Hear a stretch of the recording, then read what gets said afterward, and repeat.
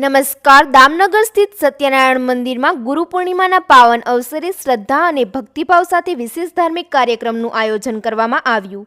આ અવસરે સંતો મહાત્માઓએ ગુરુના મહિમા અને ભારતીય સંસ્કૃતિમાં ગુરુ શિષ્ય પરંપરાના મહત્વ અંગે માર્ગદર્શન આપ્યું. આ પ્રસંગે યોજાયેલ ખાસ મુલાકાતમાં સંતશ્રીએ જણાવ્યું કે ગુરુ માત્ર જ્ઞાનદાતા નથી, પરંતુ જીવનને સાચી દિશા આપનાર માર્ગદર્શક છે. તેમણે સમાજમાં સંસ્કાર, સેવા, સદાચાર અને માનવતાના મૂલ્યને આત્મસાત કરવાની અપીલ કરી છે. ગુરુ પૂર્ણિમાના આ પવિત્ર પર્વે દામનગરના સત્યનારાયણ મંદિરમાં મોટી સંખ્યામાં ભક્તોએ દર્શન કરી ગુરુવંદના સાથે આશીર્વાદ પ્રાપ્ત કર્યા. સમગ્ર કાર્યક્રમ ભક્તિમય વાતાવરણ વચ્ચે સફળતાપૂર્વક સંપન્ન થયો. વધુ સમાચાર માટે જોડાયેલા રહો. RP Gujarat news, Rajkot.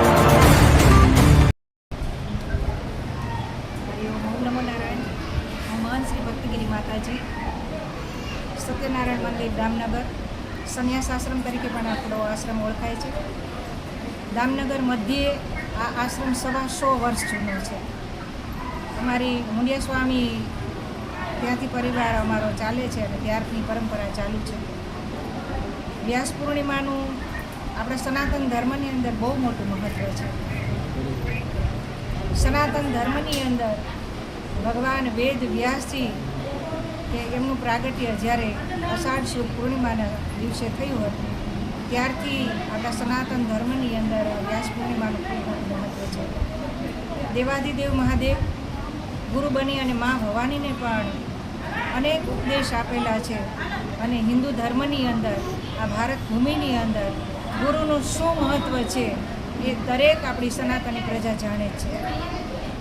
જેના જીવન અંધકારમય હોય અને ગુરુ દ્રષ્ટિપાત કરે, માત્ર ને માત્ર ક્યારેક જેનું જીવન રડતું હોય અને ગુરુ મહારાજ એને હસતા કરી દે, એ જ સાચા સદગુરુ છે.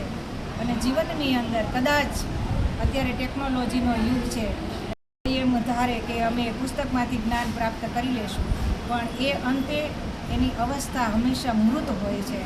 જ્યાં સુધી ગુરુ મહારાજ પોતાના જ્ઞાન દ્વારા અભિષેક ન કરે ત્યાં સુધી એ બધું જ નકામું છે, એ મૃત અવસ્થા ગણાય છે.